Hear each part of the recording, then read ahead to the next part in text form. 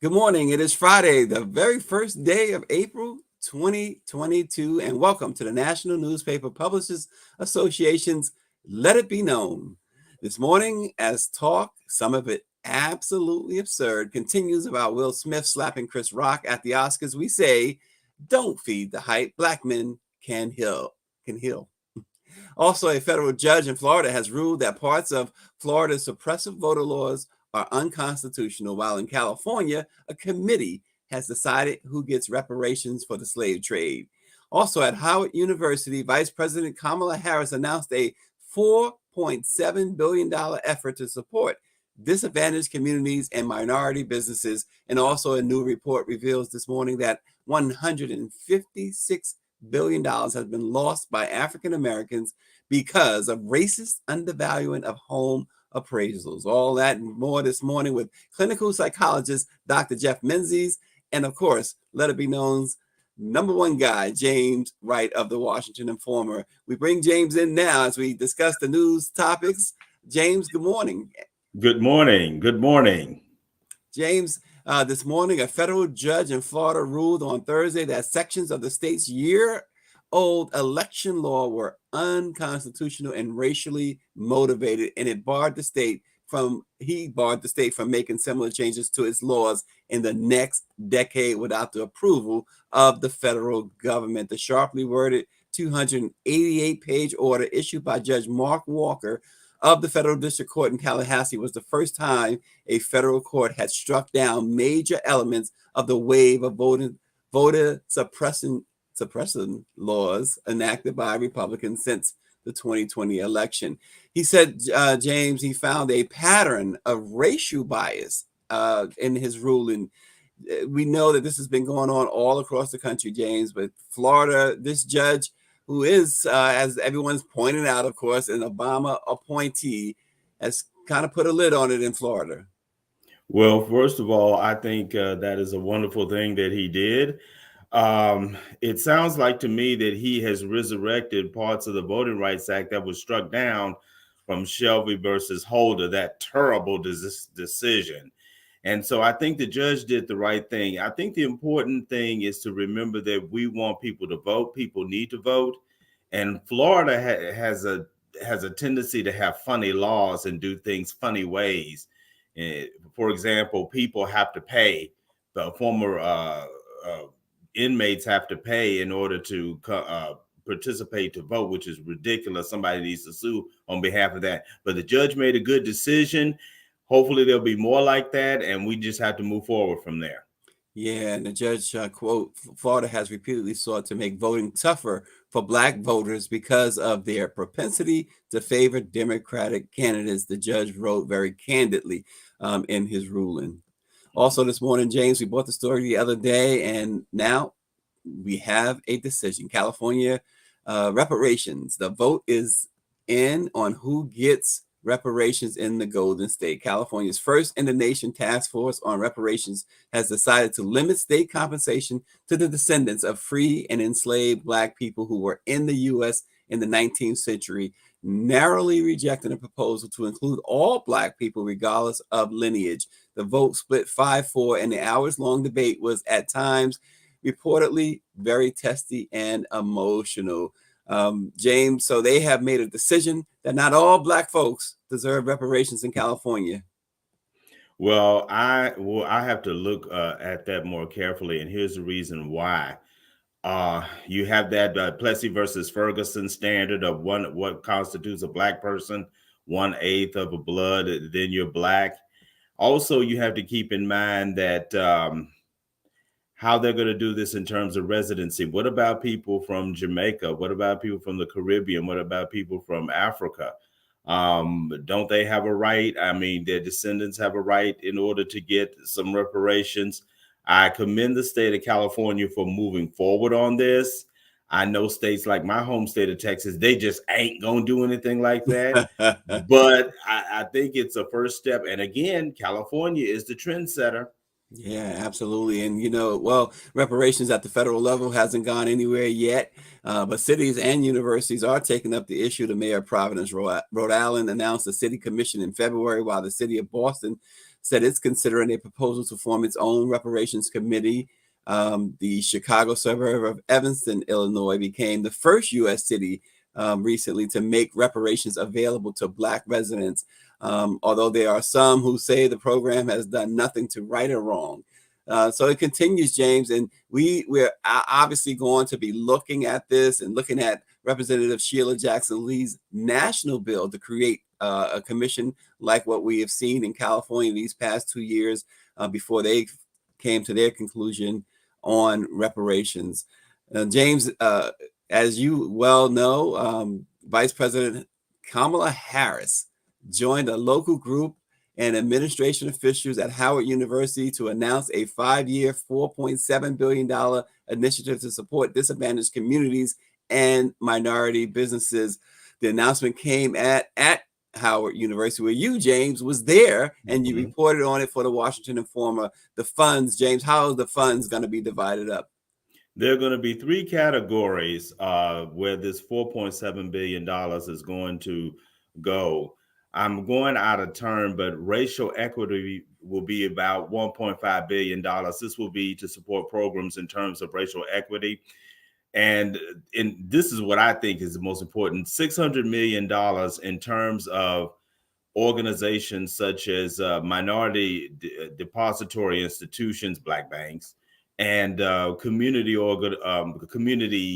entities that deal with banking that will help Black entrepreneurs get the loans in order to function.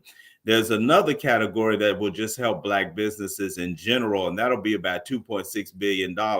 So this is going to be very important in order to facilitate Black businesses from basically Baltimore south to Richmond, and which has a heavy Black population, as you know, Stacey. And the key thing is that we have to make sure that this program is implemented and that it will take place. I'm glad to see the corporations are doing this, but we have to hold their feet to the fire in order to see that that is done. Also, I want to say real quick, there was an impressive group of Black business leaders at that news conference. You had Jason Wright of the Washington Commanders, the president of the Washington Commanders. You had Sheila Johnson, the former wife, I should say, of BET founder, and she was a co-founder. She has this beautiful resort out in Middleburg, Virginia, a Salamander Hotel and Resort. Yes. And of course, you got Industrial Bank here in DC, one of the Black banks there, B. Doyle Mitchell, who's the CEO of that. So it was an excellent program, but we got to keep our finger to the pike. Yeah, absolutely. James, although the Federal Fair Housing Act was passed more than 50 years ago, housing discrimination unfortunately continues. Racial steering, redlining, and failures of lenders to finance homes are all among the more frequently cited forms of illegal discrimination. But another type of bias is just as insidious: undervalued home appraisals.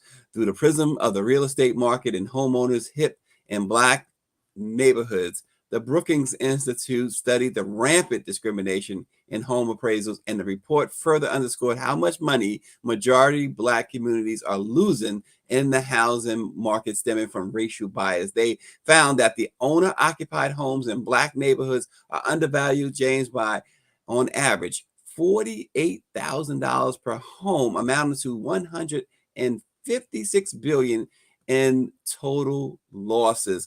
We know last week the White House did put out an initiative, James, to try and curb this practice of these discriminatory appraisals.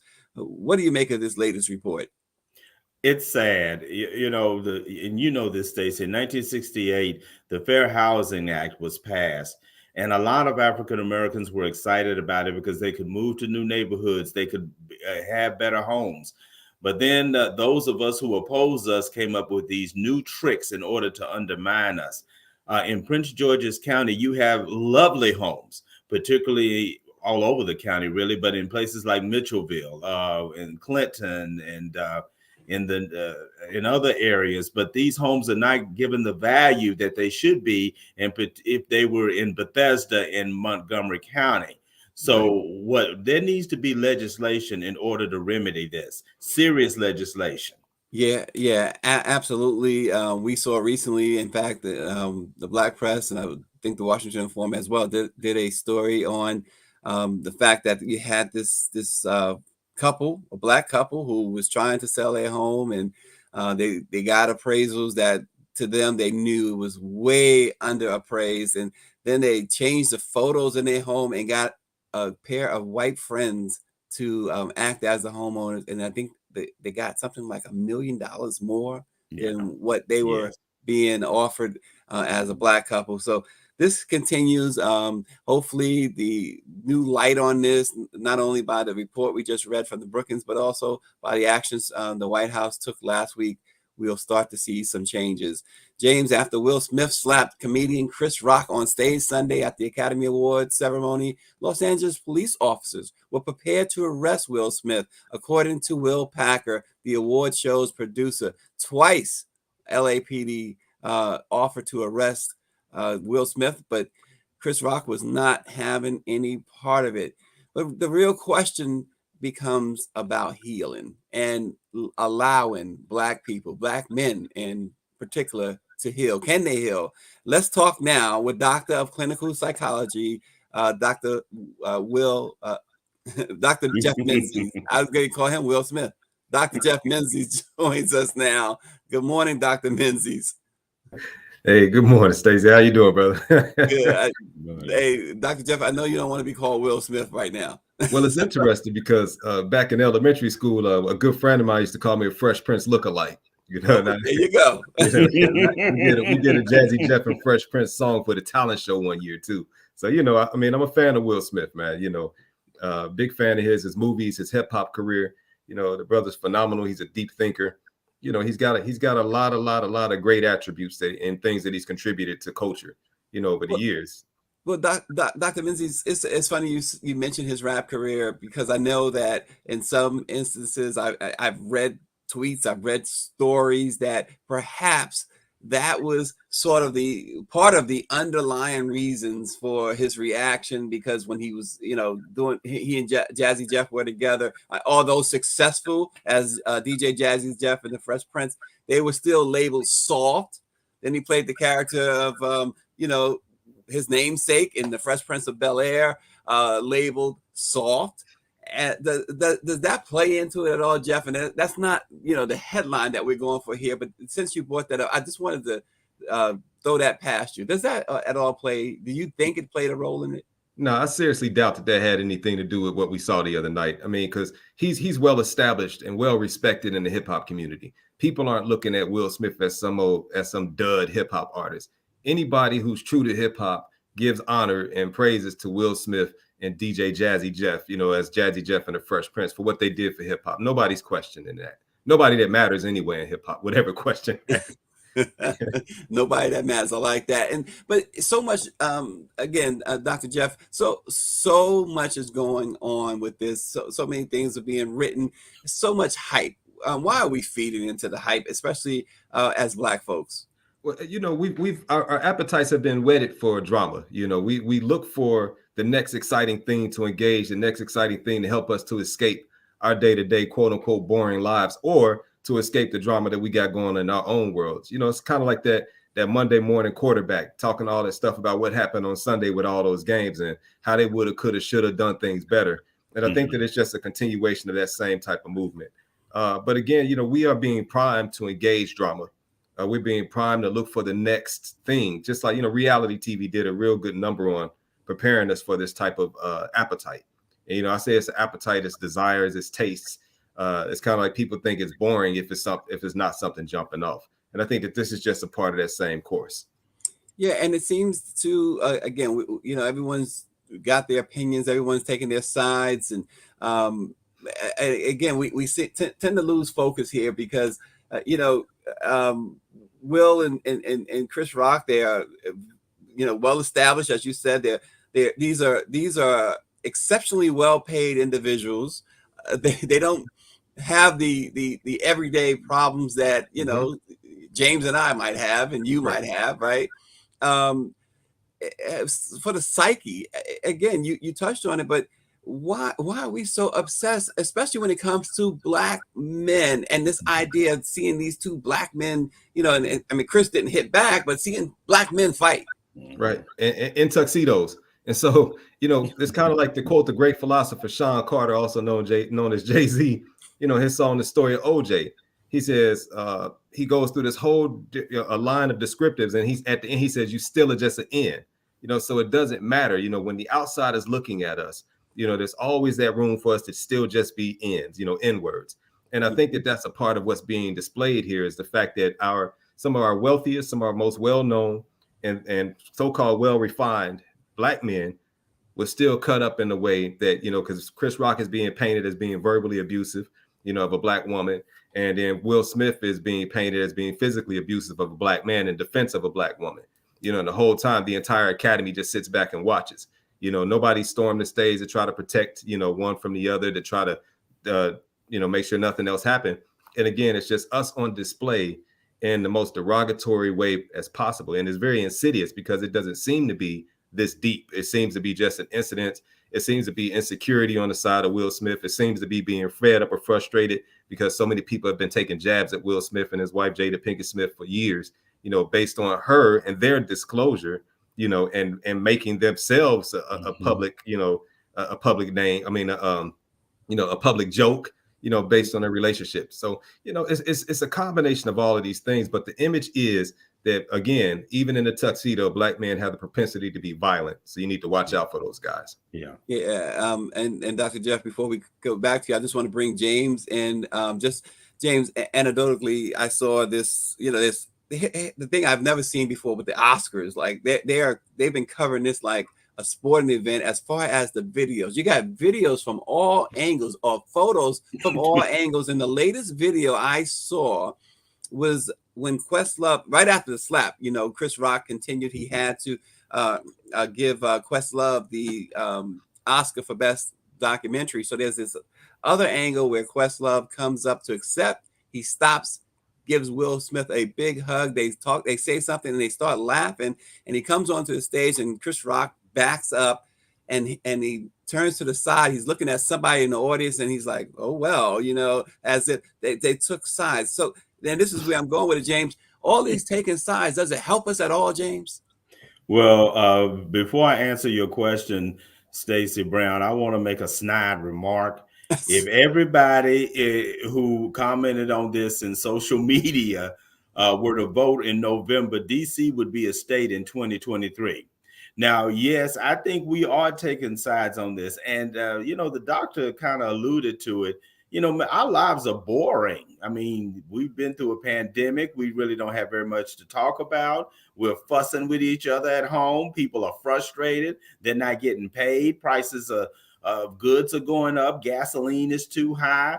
And then, the Dallas Cowboys didn't win the Super Bowl. So, people are just frustrated. And this is just the latest thing to talk about. And I'm jesting, of course, about the Cowboys. But my point is that people are just not happy. And then they want to talk. Then now we're talking about two black men who very wealthy black men, as you alluded to, are now fighting each other. And I do have to give Chris Rock some credit for not hitting him immediately back, because that would have been a big mess right there. One last thing, Stacey, if Will Smith had gone up there and slapped Jim Carrey, we would have a totally different situation. Well, Jim Carrey said that he would have sued him the next morning for $200 million. So it would have been a different situation. But then look, Dr. Menzies turning the other cheek, right? Well, part of this, I mean, I would like to kind of, like go in a little bit deeper on what you're talking about black men healing, because, we applaud one behavior, him, being the bigger man and not defending himself, because that's what it would have been. It wouldn't have just been hitting Will Smith back. But I think that underlying this whole narrative is the need for an understanding of the situation that black men are in. We don't have room to be vulnerable. It's often stated that, and within this context, even they say that the black woman is the least protected person on this planet. And I think this situation shows us that it's actually the black man. If it has to be one person that's the least protected, I think that black men are very close to being that person.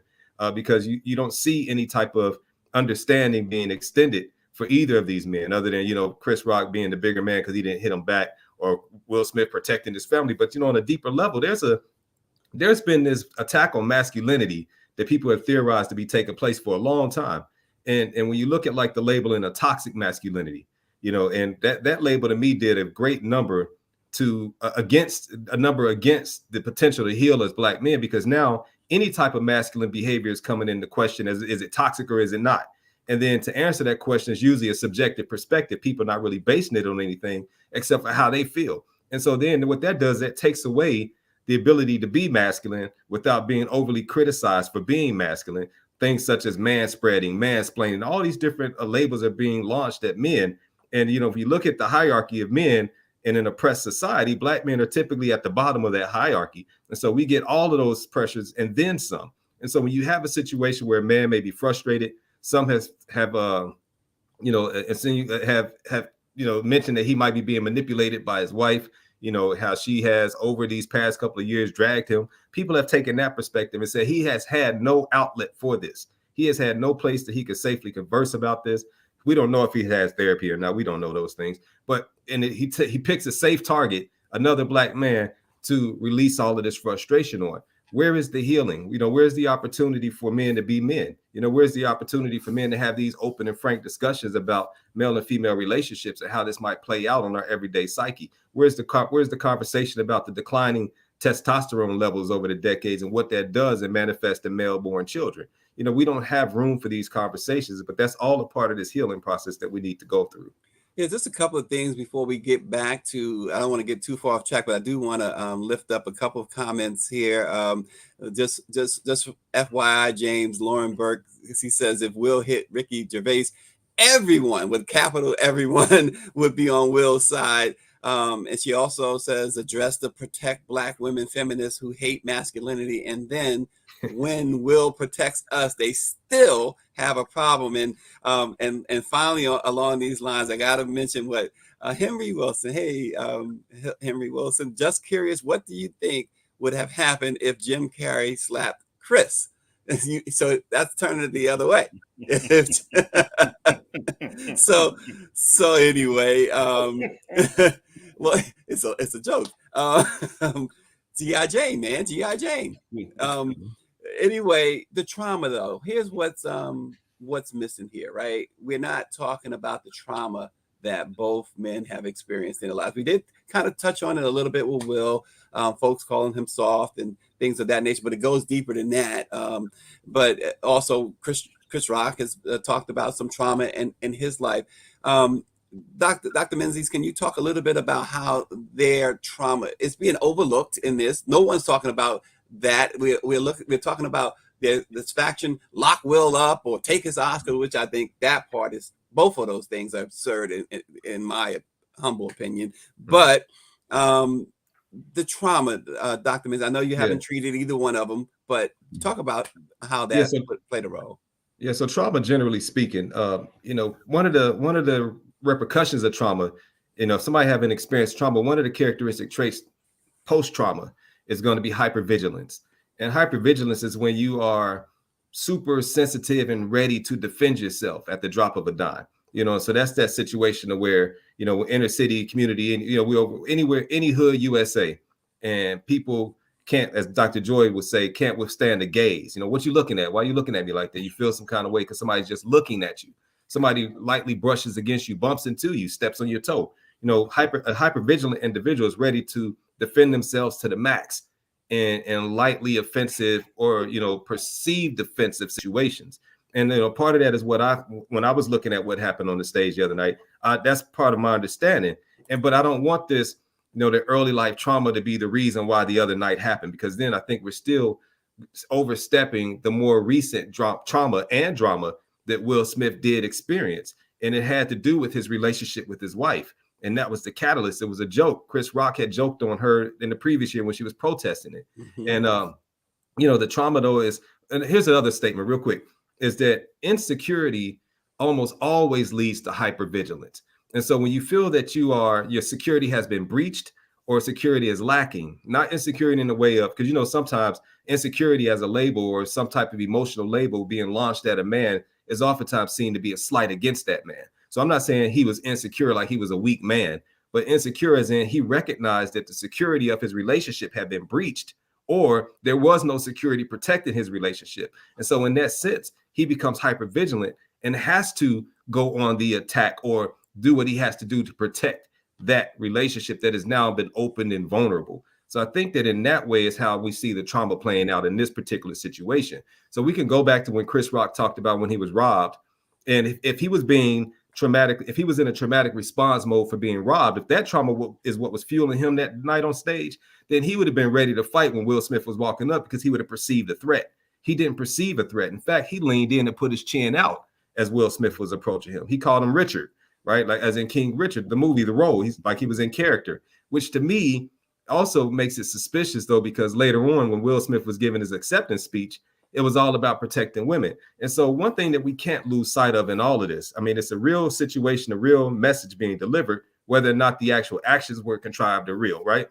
But we have to realize that these were all actors involved. This was like the largest event for actors in the world, right? This is where actors receive the highest honors for being actors. So you can't dismiss the possibility of this being acting. Just everything spoke of acting in that night. So that's possible, but the message is real regardless of that. Well, it's interesting too that Chris Rock sort of addressed the incident the other night in Boston during his comedy stand-up tour. You know, he, in a classic comedian fashion, he asked the audience, "Well, how was your weekend?" but he also, during that show, he also shut down individuals in his audience who were taunting or saying some things about Will Smith out loud. And he said he wouldn't have that. Yeah. But also, you know, more importantly, and I think that, you know, we don't speak about that. We're talking about, oh, he should be in jail, or he shouldn't be in jail, or his Oscar. You know, these are the underlying factors, and so good to have Dr. Menzies on. James, did Dr. Menzies, before I get to my question, does he strike you as, if there wasn't a Denzel Washington, he could have played Malcolm X? Yes, I agree. He could have played Malcolm X and been an effective, Malcolm X. And let me just say real quickly, and I want to go along the lines, Dr. Menzies, but be more street about it. Look, when you're a black man, you need to stifle. You need to suck it up. You know, you're not supposed to have feelings. You're not supposed to. You're not supposed to cry. You know, you just deal with it. Whose voice are you giving us? Who says that to black men? Sometimes black women. Sometimes the white male in a very indirect kind of way. Our society tells black men, you don't have feelings. You just take it and be a man and take it. And that's the most ridiculous thing I've ever heard of. Yeah. Dr. Menzies, let's talk about again, going back to the healing part, right? These two guys are huge Hollywood figures. They're huge stars, right? Yeah. How do they heal under the spotlight of Hollywood? And that spotlight is shining as hot as it ever has before. Yeah, it's wild, because I heard an actor, I won't name them, but I heard an actor the other day talking about another actor who just experienced some type of trauma, and talked about how that particular person does not have any space to heal because a trauma occurred, and, you know, they took a few days, but, you know, definitely not enough time, and they had to get right back into work. And they were talking about how Hollywood commands and demands that you take your emotional conditions and you give it to your craft, you give it to your character, but you never allow it to be given to yourself to heal yourself. And then he talked about how this person, once they finished that project, they had to roll right into another project within 5 weeks. And so it was very profound to hear this perspective of this well-known Hollywood actor about another well-known Hollywood actor, and about how they have no room to heal their own emotions because it's job after job, and they're taught as a craft to channel those emotions into this character, give it all to this character, give it all to the stage, give it all to the craft. And I think that what happens is that it leaves beat up people at the end. It leaves people who have remnants of previous characters, their own personal issues and trauma, and it's this gumbo that hasn't been properly seasoned, but now we're being force fed it, you know. And I think that it's a travesty. And I want to applaud Taraji P. Henson for her foundation about mental health. You know, she has established that for people to receive assistance, because this mental health thing is so undervalued, I think, and I don't think there's enough resources going toward it, especially for those who are, you know, professional actors and celebrities, you know, always in the spotlight, as you said, always got demands on their life. Very rarely do they have, you know, ample, what I would assume, ample private time to process their own stuff. Yeah, you know, just briefly, there's a couple of comments I feel like I want to lift up anyway, but before I do that, can't even speak this morning. But before I do that, I just want to revisit the whole Jim Carrey thing, James, because how many, you know, Jim Carrey was very blunt. I would, you know, we're talking $200 million, but how many folks, including black folks, and some will say particularly black folks, how many would have said, you know what, that slap? There's 10 million. Hit me again. Here's another, you know. so let's talk about turn the other cheek. Yeah, they will turn the other cheek for the other 10 million, you know. So it's really interesting that black people, you know, you can say what you want about what the white folks are doing or what white people are doing, but Dr. Menzies, we're no different in that sense, are we? I mean, well, let's say it like this: we're in a perpetual traumatic response, and you know, and I also want to, if I can, just celebrate the Association of Black Psychologists and all of the Black psychologists affiliated with the association. These are the organizations that we should be supporting and that should have access, you know, to our Black celebrity class, right? You know, they should be all tapped into ABSI, right? So that when something like this happens, we have our best and our brightest practicing and theoretical psychologists ready to respond and assist our people and protect them, because these are our pockets of wealth. Whether we're talking about the athletes walking off the field in the middle of a game, you know, we're talking about the ones that are in scandals, we're talking about the ones that's getting slapped on stage. We have organizations now, but the thing is that there's this glass wall that's blocking those types of professionals from accessing the other types of professionals who can actually help them, and helping them can help to distribute those resources in ways that's more beneficial to our communities. But they would rather keep it tied up with their agents, their lawyers, and in that group of people, rather than it trickling down to the hood. Yeah, I got a question from Claudette Perry, our executive administrator. First, let me just say this one comment. She says, Chris seems to be giving this situation deeper thought and consideration. But then she asks specifically, Dr. Menzies, to you, does Chris appear to be someone who is currently in therapy? Does he appear to be? I don't know. I can't, you know, because you can't really look at somebody and tell if they're in therapy or not. But hey, I want to say what's up to you though, Claudette. But you know, you can't really look at a person and tell. And I think I understand, because you know the way he responded, you know, he does seem to be a well-grounded individual, or at least able to. Just real quick, Dr. Menzies, you see Greer's comment that he says he is in therapy, right, to process the previous trauma, I think. But yeah. So, you know, maybe he is. And I mean, it wouldn't surprise me if he was or not, but he did display a certain level of self-control in that moment, what we can assume to be self-control. It could have been fear, you know, because they say, you know, in the face of fear, you freeze, you run, or you fight. Right. And so there might have been the freeze, but, you know, but he does seem to be a refined individual, you know, even though his jokes are how they are, but he does seem to be very much refined, which is oftentimes an indication of having some type of work done. Hey, let me ask this question too. I know we are over time, but Dr. Menzies is making this worth going longer, because your insights are just great, spot on.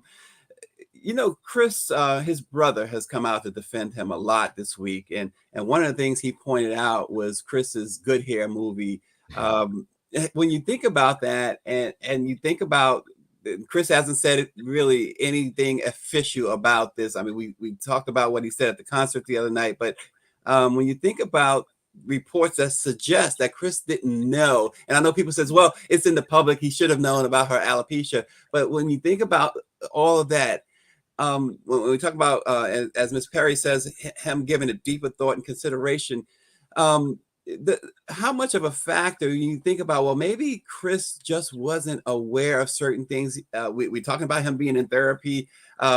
He's, according to reports, he wasn't aware of the alopecia. And as you stated too, Dr. Menzies, you know that there's a history there from that Rihanna joke and from calling Jada irrelevant at the 2016 Oscars. But do we, you know, should we absolve him or at least give him the benefit of the doubt that perhaps he didn't know. And if he didn't know, and I'm asking a lot here in one swoop here, but if he didn't know, does that still excuse or makes it inexcusable?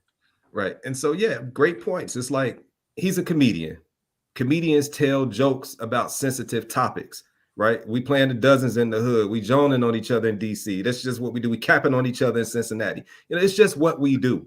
And Dave Chappelle, I think, is the shining star when it comes to unapologetically being who and what you are in your craft. And so Chris Rock told a joke. So my first question is, was there an offense in the first place, right? Let's get in the court of law real quick. Was there actually an offense? That's the first question. And I would say, no, there was not an offense, right? Whether he knew about alopecia or not, right? And I think that maybe he didn't, but even if he did, it's still a joke. He didn't say she was ugly with short hair. In fact, he compared her to a role that many women felt empowered by, because Demi Moore as G.I. Jane was a very strong woman standing up in the face of what appeared to be a male, well, not appears to be, but was a male-dominated industry, the military. She was very strong throughout that movie. He never said she was ugly, but I think the multiple layers of the joke is probably what dug in deep. And I got another theory about that. I'll say it quickly in a second. But G.I. Jane, short hair, but Demi Moore also got with Ashton Kutcher, which was he was much younger than her when they did get together. So that might have been a part of it as well. And then also G.I. Jane it was like a one hit type of thing. And so it's kind of like all of those things being layered at once. But then it's also possible that what happened is that before the show, Mr. and Mrs. Smith might have had a conversation. This is all speculation, by the way. And it went something like this. Look, if he say anything about you this time, because in the previous year he said anything about you this time, I'm gonna get up, I'm gonna hit him dead in his mouth. She said, you ain't gonna do it. Yeah, I am. Watch. He might have sold some wolf tickets before the show. Chris Rock did what Chris Rock does. Will Smith found it funny initially. He busts out laughing. Then he looked over like, uh-oh. And she looked over and said, you gonna keep your word or not? He got up and kept his word. He sold wolf tickets. Well, yeah. I mean, look, we don't know what was said. That is certainly a possibility. But another question is raised here: should violence in language be okay or normalized? No. People, again, in the context of being comedians, okay, so let's do this. If we say that no, it should not be allowed, you're gonna have to scrap the whole hip hop industry. That's not gonna happen. There's too many people eating too well off of that. But again, it shows the double standard here. It's like we're able to talk about the killing and the beating and the raping and the robbing of Black people in music all day, every day. Try to say that about any of the so-called protected classes, and your music is gonna get shut down, or it's at least gonna get censored. And so it's that double standard again. So that's what that question is. What if that was Jerry Seinfeld on stage? Would Will Smith have gotten up? I bet money he wouldn't have. If it was Dave Chappelle, I don't think he would have got up either, though, right? Because there's I think Chris was a safer target. But when you talk about the race element and how we are allowed to assault each other without any sign of security coming out just in case, right? If it was a white comedian, if it was a woman comedian, if it was anything else other than a Black man comedian, I think that security would have at least been visibly present. And so we're talking about, what are we really talking about here? There's so many layers to this conversation, man. And, we could take each individual slice and run 2 weeks on it and still be left trying to figure it out at the end. But ultimately, I just think that, that it's a display of Black men attacking Black men in tuxedos. And it gives that ultimate message like, see, they still niggas. That's just still what they are. It don't even matter. Well, that's one part that astonishes me to this moment, that with all of the security at the Oscars, with the police presence at the Oscars, that this young man, Will Smith, I call him young man, he's like 2 years my junior, and but he was able to walk across that stage and do that and walk back and sit at his seat. That perplexes me. I'm and I say that, but I'm happy that it didn't escalate to security tackling him or anything like that. We didn't need that image either, at all, especially, you given the circumstances. I mean, this was such a historic Oscars too. Will Packer and his crew producing, the first all black production. And then of course you had Questlove and so much more that could have been highlighted here. I could have been celebrated here. And then the actions of Will and Chris, whoever camp you might be in, but and Jada, the three of them, perhaps could have handled it different. But we don't walk in their shoes. So Stacey, watch this real quick though. So you remember the hashtag for when Jada Pinkett Smith was boycotting the Oscars was what? Oscars so white, right? Yep. And so now guess what? Oscars so black. Oscars so black. You see what happens? You see, as soon as we let them in, it turns into the you can't invite to the cookout. You just can't invite them to the cookout, Dr. Mincy. You got to always watch this stuff. And when you think about it, when Black people do get Oscars, it's always something about a compromising role or something that they did to gain it or something to that effect. It's always a question about, like Denzel, why did he get it for Training Day and not Malcolm X? Right? Yeah. Halle Berry, she got it with that real to life sex scene with Billy Bob Thornton, or you know, it's always these things. That was Jeff, Dr. Mincy. That we I don't want to get off on the tangent. I don't want us to get off line here, but that really I've always had a problem with Halle Berry's Oscar, because prior to the Oscars, I mean, when that movie came out, I mean, I didn't go see it, but I'm seeing all of the write-ups, and the guy I was working with who covered movies, he wrote about, after seeing the preview and his column at the Los Angeles Daily News, that he thought that she was going to win the Oscar for that scene. And I thought, for a sex scene? Yep. And she won. And she won. And you know what? I'll leave you with this too, James. This is not the first time that a comedian, in reaction to a joke about Jada, got up and slapped another comedian. How about that? The Nutty Professor. The Nutty Professor. Nutty Professor. Oh my! And that was Dave Chappelle in that one. That was Dave. It was a little Dave Chappelle though. Right. Reggie. There you go. But wow. You know, I mean, we laugh now. Again, we certainly don't want to feed the hype. You know, these black men need the hill. Hollywood needs to back off and let them handle this. Chris has said no police. Chris is, contemplating. I believe what Ms. Perry is saying. He's actually in deeper thought and giving it deeper thought and consideration. Will has expressed his apology publicly, and to some people it's not enough. But does that matter? Before we go off the air, Dr. Menzies, I got to ask you. Some people are, that apology means nothing.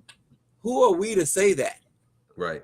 I think the apology is big, and it does matter. And I think that it shows, like, again, talking about manhood and masculinity, it shows that he can recognize his error, and that in recognizing his error, he made the error publicly. So now he apologizes publicly. Now, matter of fact, in that movie, I Think I Love My Wife, Chris Rock's movie, when he came home late that night and he said sorry, his wife said F sorry. That's one of my favorite lines of the movie, because she snapped back real quick. She said F sorry. And the point was, if you're apologizing with no reconciliation or by way of action afterwards, it was just an empty statement, and it was an empty word. And so, the word or the apology backed by action, right? And this is a catalyst. I see this as a potential catalyst for healing of black men, especially if we could take it in that direction. We could talk about when black men offend other black men, when black men are offended by other people. How do we not only forgive, but how do we express our own sorry, or our own apology, our own regret and remorse for the actions? And then what do we do going forward to heal and to minimize the potential for violence between black men? Mm-hmm. Yeah, well, I'm sure we'll continue to hear about it. How much the black press is going to talk about it, I can't promise you guys that, because again, we don't want to feed too much into the hype, but it seems to have gotten well out of control here with folks chiming in, and I agree with what Dr. Menzies just said, and I always remember, I've always been taught, and I firmly believe that only God can read your heart. So leave these guys alone, and we will see what happens going forward. Dr. Menzies, we certainly appreciate you, and of course, the disappearing James, right? James is going in and out, but we appreciate James as well. Thank you so much for joining the National Newspaper Publishers Association's Let It Be Known. We will see you on Monday.